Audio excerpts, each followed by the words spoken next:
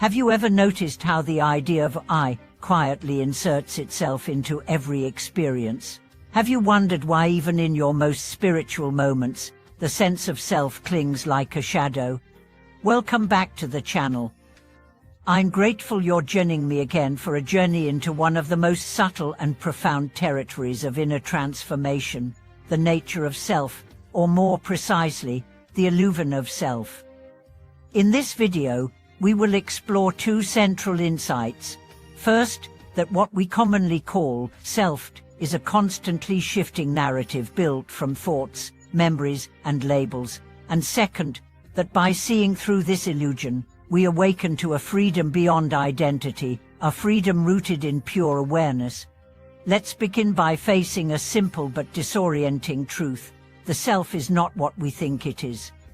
Most of us live as if the I inside is fixed, real, and solid. We build entire lives around this idea: who we are, what we want, how others see us. But if you look closely, if you truly examine the self in the silence of meditation or the chaos of everyday life, you begin to notice something strange. This part is always changing. You were once a child, full of curiosity and wonder, then a teenager, full of dreams and confusion. Now an adult, shaped by successes and heartbreaks. Tomorrow, you will be someone else again. The body changes, the roles change, the preferences change, even the beliefs you hold so tightly now. Did you believe the same things 10 years ago?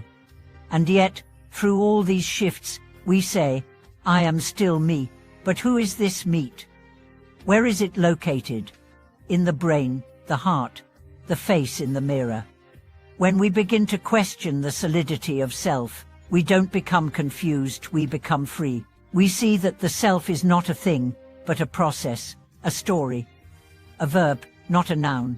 And this realization is not abstract, it's deeply liberating. Because the moment we stop clinging to the self, we stop suffering from its demands. Let's look at an everyday example. Someone criticizes you. Instantly, you feel hurt or angry.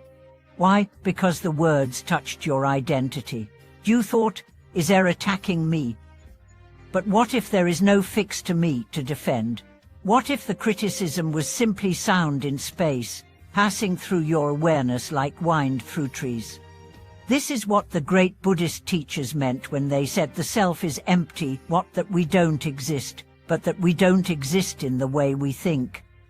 We are not fixed entities, we are open systems, interdependent with everything around us. And the more we cling to identity, the more we suffer. I once met a man on retreat who shared that his greatest spiritual breakthrough came during an argument with his partner. In the heat of the moment, just as he was about to defend himself, he paused and asked internally, who is being attacked right now? The question landed so deeply that the entire argument dissolved. He didn't need to win. He didn't need to protect a label. He was simply present, open, free. This doesn't mean we become passive. It means we stop reacting from ego and start responding from awareness. One of the most powerful metaphors for this comes from the Zen tradition, the mirror. Your mind, in its natural state, is like a mirror. It reflects everything: joy, anger, pain, beauty, but it clings to nothing. When a face appears in the mirror doesn't identify with the face, it simply reflects. But if the mirror thinks, I am the face, it becomes confused. This is the confusion of ego.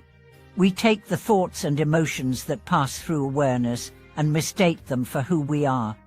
But once you see the mirror clearly, everything changes. You can feel anger without being angry. You can experience fear without becoming afraid. You become the witness, not the story. Let's go deeper. The ego is subtle. It doesn't just show up as pride or vanity. It shows up as fear, comparison, guilt, and the constant need for validation. It whispers, am I good enough? Do they like me? What will people think? These are the chains of selfing. and every time we identify with them, we reinforce the illusion. But the good news is this: the ego is not a villain to destroy. It's a misunderstanding to grow. When a child stops believing in monsters under the bed, they don't kill the monster, they simply see that it was never real. Similarly, when you outgrow ego, you don't destroy yourself, you expand into something larger. You become space, silence, presence. One woman I met shared a story from her morning commute. She was stuck in traffic, late for a meeting, filled with irritation. Then suddenly, she noticed that her anger was wrapped around a story.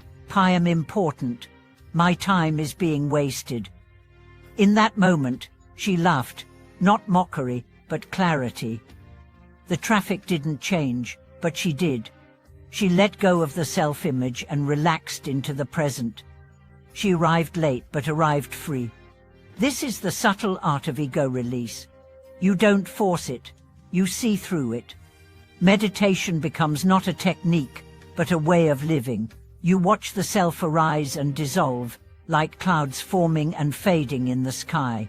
You stop clinging to any fixed identity. You allow yourself to be vast, undefined, fluid. And then, something astonishing happens. You become more loving, more compassionate. Because when you are no longer trapped in your own story, you can truly hear others. You can see their pain without projecting your own. You can serve without needing credit. You can love without fear of loss. This is why awakening from the illusion of self is the heart of the spiritual path. Not because it makes you special, but because it makes you free.